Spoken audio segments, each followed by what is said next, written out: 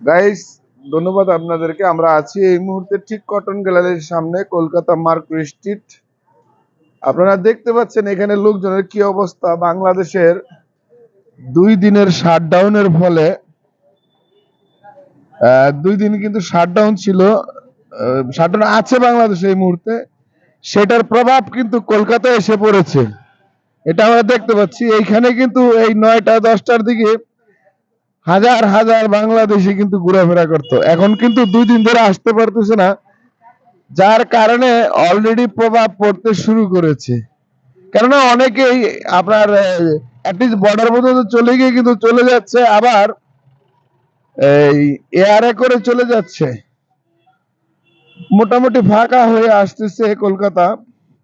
বাংলাদেশের এই ছাত্র আন্দোলন আরো যদি থাকে তাহলে হয়তো বা একদম মুখ থুবড়ে পড়বে কলকাতার এই টুরিস্ট এলাকার মানুষের কর্মযোগ্য।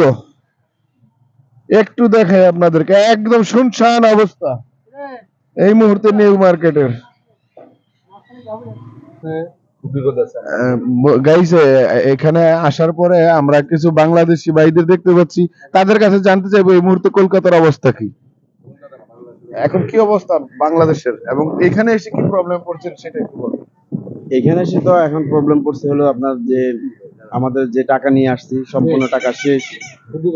এখন কি করে দেশে যাব, এই নেটওয়ার্কের জন্য কোনো যোগাযোগ করতে পারতেছি না, বিভিন্ন টেনশনে আছি আমরা এখন। মানে নেটওয়ার্ক প্রবলেমটা একটু বলবেন।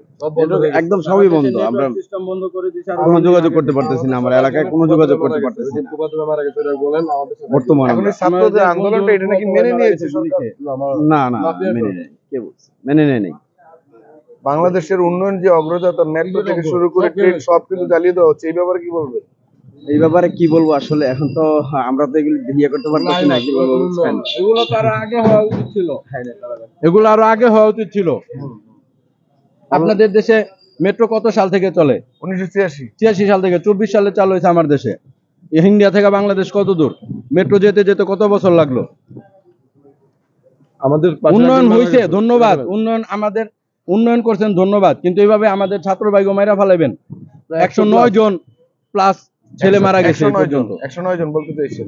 109 জন ছেলে মারা গেছে, কিন্তু আমরা জানি না। কিছুক্ষণ আগে আপনাদের এক সাংবাদিক ভাই বললো যে 109 জন লোক তোমাদের দেশে মারা গেছে, আমরা বলতে পারি না। আমার এই ভাইয়ের ছোট ভাই মারা গেছে, ফুফাতো ভাই। আপনারা দেখতে পাচ্ছেন গাইজ, এই ভদ্রলোকের ঠিক খুব রিলেটিভ কাছের ভাই। আমরা একটু ওনার কাছে জানতে চাইবো, ওনার মনের মানসিকতা ভালো না। ওনার প্রথমে মারা গেছে, কালকে রাতে আমাদেরকে ফোন দিছে, আমরা কিছু বুঝি নাই। আমরা কিছু বুঝি নাই। আর এখন আজকে যাব, কিভাবে যাব? খুব বিপদে আছি আমরা। কিভাবে যাব? আমাদের আরো 2 দিন আগে চলে যাওয়ার কথা। আমি ডাক্তার দেখাতে আসছি, এনারা সবাই কম বেশি ডাক্তার দেখা ওষুধ নিতে আসছে। একরকম কলকাতায় এসে আপনারা খুব বিপদে, আমরা খুব বিপদে পড়ে গেছি। টিকিট তো পাওয়া যাচ্ছে না। না, কোনো টিকিট নাই, টিকিট কাউন্টার বন্ধ, ট্রেনও বন্ধ হয়ে গেছে। ট্রেন বন্ধ হয়ে গেছে, লাইটের দাম অনেক আকাশছোঁয়া, কোনোভাবে যাওয়া যাচ্ছে না। কোন দেশের সরকার এইভাবে স্টুডেন্ট গুলি করে মারে? কোনো যোগাযোগ, এটা একটু বলবেন। ফ্যামিলির সাথে আমরা 3 দিন থেকে কোনো যোগাযোগ করতে পারছি না। আমরা এখানে আছি, কি অবস্থা বা আমার ফ্যামিলি কি অবস্থা আছে আমরা তো কেউ জানি না।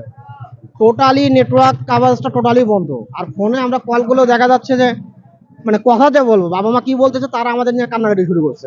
এখন আমরা এখানে কি করতেছি, তারা কি করতেছে, পরিস্থিতি কি হচ্ছে কিছু জানি না।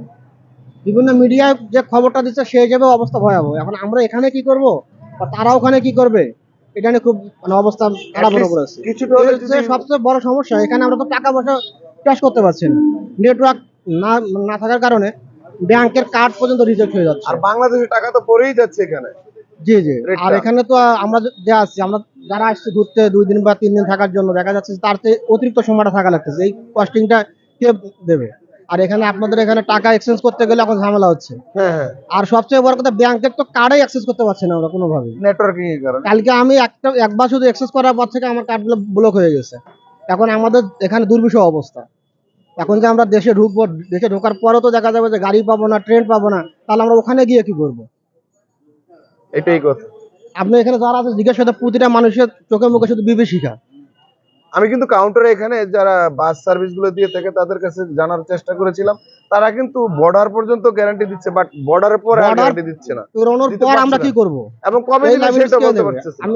মানে চলে গেলাম, বর্ডারে তো আর হোটেল নাই যে এতগুলো মানুষকে হোটেলে থাকতে পারবে। এখানে যে পরিমাণ কস্টিং হচ্ছে এটা তো আসলে কি বলবো। এখানে তো আমি দুর্বিষহ অনেক অবস্থা। ভাইদের সাথে কথা বললাম, তারা বিভিন্ন টাকার সংকটে আছে এবং বাড়িতে কথা বলতে আমি তো অনেক আমার কাছে টোটালি ক্যাশ নেই, আমার কার্ডে টাকা, আমি কার্ড তো অ্যাক্সেস করতে পারছি না। বাংলাদেশ ব্যাংকের তো টোটালি অ্যাক্সেসটা বন্ধ করে দিচ্ছে, লক করে দিচ্ছে। ধন্যবাদ আপনাকে গাইজ, আপনারা শুনলেন ধন্যবাদ। এই মুহূর্তে কলকাতাতে যে বাংলাদেশি ব্যাপক সংখ্যক টুরিস্ট আছে তাদের হাল হাকিকত আমি জানানোর চেষ্টা করছিলাম। ভালো থাকবেন, নতুন আপডেট নিয়ে আপনাদের সামনে আসবো।